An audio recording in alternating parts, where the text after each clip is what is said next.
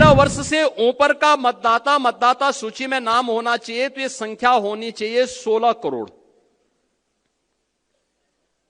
और मतदाता सूची में एसआईआर के बाद जो मतदाता सूची में नाम आए हैं वो कितने आए हैं? 12 करोड़।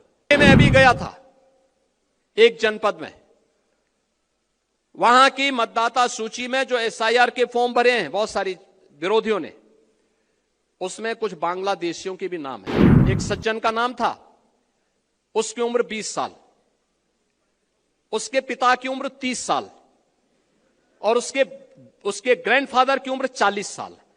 तो मैंने कहा ये कौन नए नमूने आ गए। देखो, वर्तमान में भारत निर्वाचन आयोग के द्वारा एसआईआर की कार्रवाई हो रही है, चल रही है ना, सब जगह चल रही है ना, पूरे प्रदेश भर में, क्या नगर का गांव, क्या बूथ, चाहे मंडल, कुछ भी हो, है ना? सब लोग सहमत है ना? सभी लोग सहमत है ना? चल रहा है ना?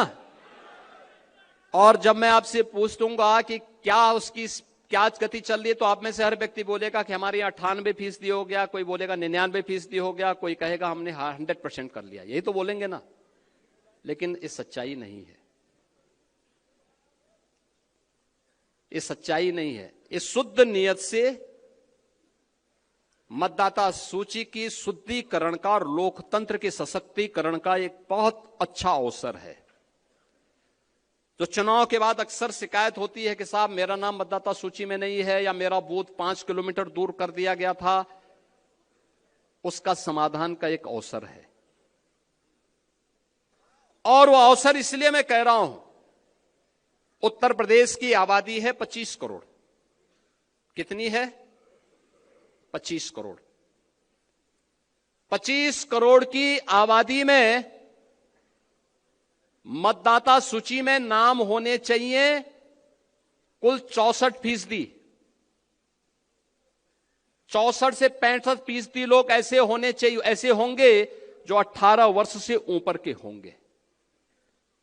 18 वर्ष से ऊपर का हर वयस्क मतदाता जो उत्तर प्रदेश का निवासी है, वह मतदाता सूची में नाम उसका होना चाहिए। होना चाहिए कि नहीं होना चाहिए? यही है ना? अब 18 वर्ष से ऊपर का मतदाता सूची में नाम होना चाहिए, तो यह संख्या होनी चाहिए 16 करोड़। और मतदाता सूची में एसआईआर के बाद जो मतदाता सूची में नाम आए हैं वो कितने आए हैं? 12 करोड़। ये 4 करोड़ का जो गैप है,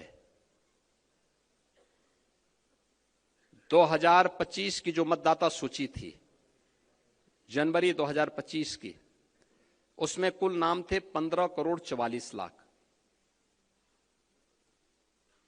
कितने थे? 15 करोड़ 44 लाख।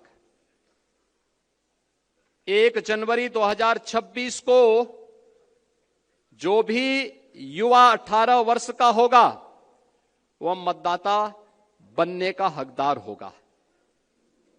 यह संख्या बढ़नी चाहिए 15 करोड़ 44 लाख से 16 करोड़ तक, लेकिन यह संख्या बढ़ी नहीं है, घटी है। 15 करोड़ 44 लाख से घट करके ये हो गई है 12 करोड़। ये जो 4 करोड़ का गैप है, ये मिसिंग है। ये आपका विरोधी नहीं है, इसमें से 85 से 90% आपका मतदाता है। याद करना, आपका मतदाता है। और उसमें 4 कैटेगरी में आपको देखना है। 4 कैटेगरी। एक, जिन तक अभी कोई नहीं पहुंचा, अनमैपिंग में। संजोग से भारत निर्वाचन आयोग ने 14 दिन का नया समय बढ़ाया है, यानी आज के दिन से अगर आप लेंगे तो आपको 12 दिन का नया समय मिला हुआ है। ये 12 दिन का बेहतर उपयोग। ये काम याद करना, चुनाव का काम, चुनाव का परिणाम विधानसभा में, लोकसभा में आता है, लेकिन चुनाव लड़ा जाता है बूथ पे।